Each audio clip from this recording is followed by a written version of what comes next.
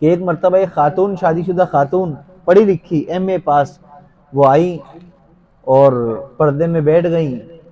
پہلے تو بات کرتی رہیں وظائف کی، کچھ دینی باتیں، پھر شکایت کرنے لگیں اپنے گھر کی کہ بھئی میں اس گھر میں شادی ہو کر آئی ہوں، اتنا ٹائم ہو گیا، اب میں بہت پریشان ہوں یہاں پر.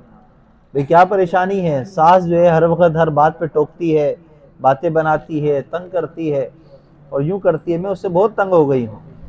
تو عالم فرمانے لگے کہ میں نے اس سے پوچھا کہ گھر کیسا ہے؟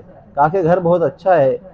شوہر کیسا ہے؟ وہ بھی بہت اچھا ہے، مالدار ہے، اس کی اپنی فیکٹری ہے، پیسے میں کوئی روک ٹوک نہیں ہے، خوب دیتا ہے، کھلاتا ہے، پلاتا ہے، گھماتا ہے، سب کچھ صحیح ہے، لیکن ساس بہت تنگ کرتی ہے.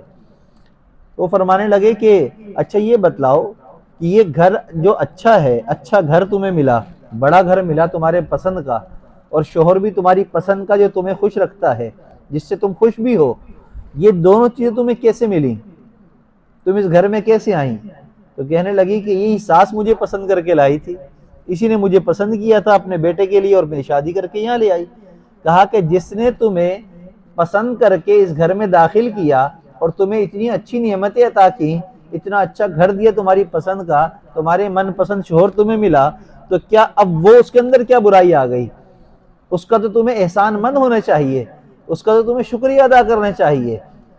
تو پھر وہ کہنے لگی کہ ہاں اب مجھے بات سمجھ میں آ گئی، اب میں کبھی بھی یہ شکایت نہیں کروں گی، اس لیے کہ جس واسطے سے مجھے یہ ساری نعمتیں ملی ہیں وہ تو میرا محسن ہے، اس نے تو مجھ پر احسان کیا ہے. تو انسان کو اپنے اوپر احسان کرنے والے کا شکریہ ادا کرنا چاہیے، اس کا احسان ماننا چاہیے کہ اس نے مجھے گھر دیا، مجھے رہائش دی، مجھے نوکری دی، مجھے کام دیا، مجھے کھانا دیا، ورنہ میں باہر ہوتا، نشے میں ہوتا، چوری چکاری میں ہوتا، بے گھر ہوتا، ادھر ادھر ہوتا، تو اس نے مجھے سب کچھ کیا.